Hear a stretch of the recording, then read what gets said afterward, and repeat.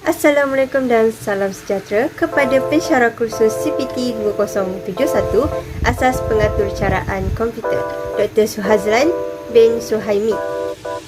Perkenalkan diri saya, nama saya Alianina Suha binti Uthman, bernombor kad matrik D2021-109843, akan membentangkan mengenai tugasan 2. Pengenalan. Puisi Melayu tradisional merupakan sejenis karya atau teks berangkap yang popular dalam kalangan masyarakat Melayu ketika zaman dahulu kala. Karya ini bermula dalam bentuk lisan dan akhirnya ditulis semula dalam bentuk teks dan disampaikan dari generasi ke generasi seterusnya. Puisi tradisional Melayu merupakan bahasa yang popular pada ketika dahulu serta digunakan sebagai alat kebudayaan dan hiburan masyarakat, terutamanya ketika majlis pertunangan atau perkahwinan. Namun, seiring dengan perubahan masa, puisi Melayu sering ditinggalkan dan tidak diguna pakai lagi. Kenyataan masalah. Pada era modernisasi ini, karya sastra kurang mendapat sambutan yang menggalakkan daripada masyarakat. Hal ini kerana masyarakat sering tenggelam dalam arus pemodenan dan teknologi, menyebabkan pendidikan sastra menjadi malap dan hampir pupus kerana kurangnya minat masyarakat terhadap seni sastra. Hal ini juga dapat dilihat kerana kebanyakan pelajar yang mengambil mata pelajaran sastra ini lebih terdiri daripada pelajar dalam kalangan kaum Melayu. Hal ini memperlihatkan bahawa mata pelajaran sastra kurang diminati untuk diceburi oleh setiap masyarakat, menyebabkan sastra menjadi malap dan tidak diminati. Oleh itu, tujuan pembangunan aplikasi tersebut adalah bagi menyemai sikap cinta akan sastra dan memelihara seni warisan Melayu yang penuh dengan nilai keindahan dan estetika. Sasaran program. Program ini menyasarkan kepada semua peringkat umur, terutamanya kepada remaja untuk lebih mendalami dan menghayati seni sastra dengan mengetahui asas kepada bentuk puisi Melayu tradisional. Program ini digunakan oleh pengajar dan pelajar sebagai panduan dan alat bantu mengajar untuk mengetahui asas kepada puisi sastra Melayu. Objektif kajian yang saya gunakan adalah untuk mengenal pasti permasalahan tentang cara penyampaian berkesan. Kedua adalah untuk membangunkan aplikasi game yang dapat menyelesaikan masalah. Seterusnya, proses pembinaan program. Pada peringkat awal, saya mencari sumber-sumber maklumat dan rujukan yang diperlukan berdasarkan tema yang telah saya rancang bagi merancang konsep permainan aplikasi yang telah dibuat. Seterusnya, saya juga menetapkan objektif atau tujuan projek ini dihasilkan serta membuat perancangan dan carta Gantt. Selepas selesai bahagian tersebut, saya telah mengkaji kaedah penggunaan aplikasi Sketch berpandukan tutorial yang disediakan serta demonstrasi melalui YouTube untuk mengetahui mengenai kegunaan kod atau cara dan cara membuat permainan pembelajaran. Selain itu, saya juga mencari elemen-elemen latar belakang yang bersesuaian dengan permainan yang ingin dibuat. Kebanyakan daripada latar belakang yang saya gunakan adalah yang terkandung dalam aplikasi Sketch. Seterusnya, barulah saya memulakan proses membina program. Saya telah try and error bagi mendapatkan kod atau cara yang bersesuaian serta membuat algoritma dan carta alin mengikut aplikasi yang saya telah bangunkan. Akhir sekali barulah saya menyemak hasil kerja yang saya telah lakukan dan membuat penambahbaikan jika perlu. Dan tamatlah proses pembinaan program. Kod atau cara. Sketch adalah sebuah bahasa pemrograman visual untuk lingkungan pembelajaran yang memungkinkan pemula untuk belajar membuat program. Sketch tidak hanya digunakan untuk membuat game, programmer juga dapat membuat animasi, teks, cerita, muzik dan lainnya. Sketch mempunyai kod atau cara yang berfungsi bagi mengatur sprite.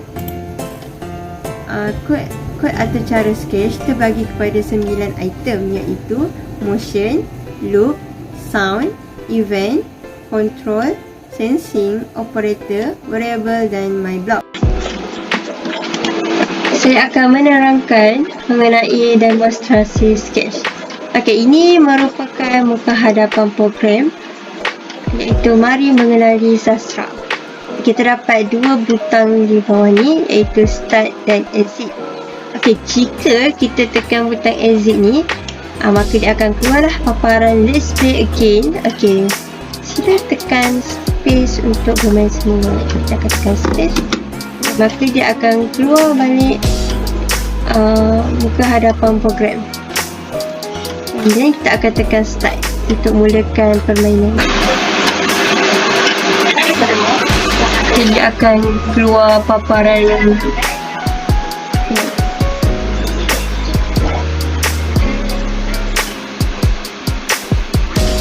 kita akan tekan butang hijau ini, dia akan keluar pengenalan puisi tradisional. Kita akan tekan butang hijau juga, dan dia akan keluar jenis dan bentuk puisi. Okey, terdapat 6 jenis puisi seperti pantun, gurindam, talibun, syair, seloka dan mentera. Okey, untuk info, sila tekan puisi Melayu yang disediakan tersebut. Okey, kalau untuk mengetahui mengenai pantun, kita tekan pantun. Okey, kat sini kita akan tahu iaitu pantun ada terbahagi kepada 5, iaitu pantun nasihat, pantun agama, pantun teka-teki, kasih sayang, jenaka dan adat. Okey, manakala yang ini pula adalah bentuk pantun. Pantun, clue dia adalah dia ada 2 baris di atas adalah pembayang dan 2 baris di bawah adalah maksud dia. Untuk mengetahui lebih lanjut, sila tekan mikrofon ni. Seterusnya, begitu juga dengan gurindam, talibun, syair, seloka dan mentera. Okey, lepas dah lihat semua jenis dan bentuk puisi ini, kita akan tekan butang di bawah ini. Okey, kita akan masuk kepada kuis pengukuhan. Okey, mula-mula kita akan masukkan nama dulu. Nama saya. Okey, ini adalah kuis dia, iaitu salah satu puisi, iaitu Pulau Pandan jauh ke tengah, Gunung Daik bercabang 3, hancur badan dikandung tanah, budi yang baik dikenang jua. Okey, kalau kita tengok kat sini, ianya seperti pantun. Kerana 2 baris di atasnya adalah pembayang dan 2 baris bawahnya adalah maksud. Yang belakang dia adalah HAHA. Selalunya rima akhir dia adalah rima akhir belakang pantun adalah berbeza dan bersilang-silang. Jadi jawapannya adalah pantun. Seterusnya, apakah jenis puisi yang mempunyai bentuk tersebut? Berunsur jenaka adalah clue dia dan tidak terikat, bebas, tak ada pembayang. Okey, jawapannya adalah seloka. Namun, contoh kita tekan syair, kita akan buat kesalahan.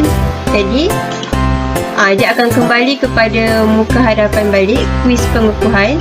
Okey, kita masukkan.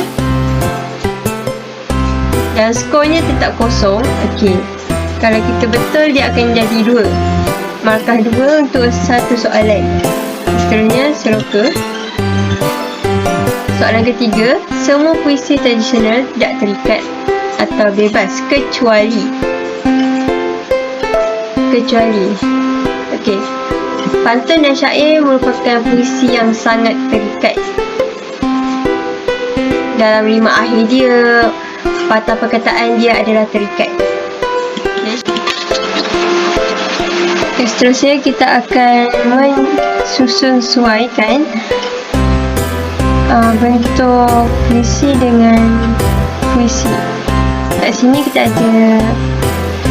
Okey, sila tekan huruf untuk menggerakkan kucing, iaitu kucing A, kucing B, kucing C dan kucing D. Okey, pertama, berunsur mistik. Unsur mistik kebanyakannya adalah mentera. Jadi kita akan tekan A. Dekat keyboard kita akan tekan A. Okay, dan dia akan bergerak mengikut mouse kita. Okay, kita akan gerakkan kepada mentera. Jadi, okay, seterusnya, berunsur jenaka. Berunsur jenaka kebanyakannya adalah seloka. Seloka adalah berunsur jenaka. Jadi kita akan tekan B. Okey. Jika kita membuat kesilapan, contoh kita akan letak ke gurindam. Okey, dia akan bunyi begitu dan akan kembali semula kepada kedudukan asalnya. Kita akan tekan B kembali dan letak kepada seloka. Okey, baris atas adalah soal dan baris bawah adalah jawab. Soal jawab iaitu gurindam. Okay, kita akan tekan C dan bawa kepada gurindam. Akhir sekali, dua baris di atas adalah pembayang. Okey, macam kita tahu, dua baris atas adalah pembayang dan dua baris bawah adalah maksud, adalah pantun. So kita akan tekan D kepada dalam keyboard and then kita akan letak kepada pantun.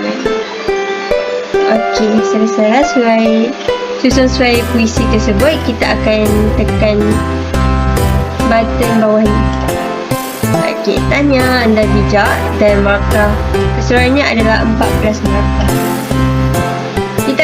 Kita boleh pilih antara ingin bermain semula ataupun home. Kalau main semula, kita akan kepada paparan ini, paparan kuis pengukuhan kembali.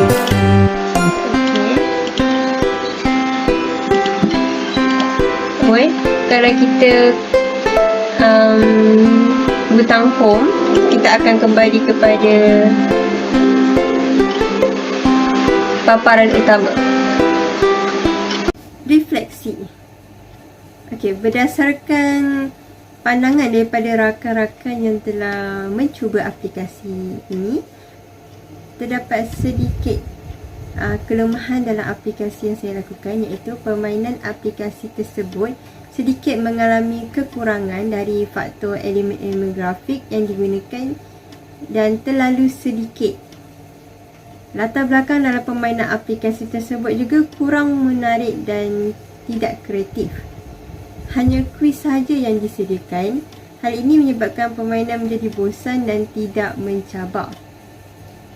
Selain itu, penerangan tentang jenis dan bentuk puisi terlalu padat dan mengelirukan.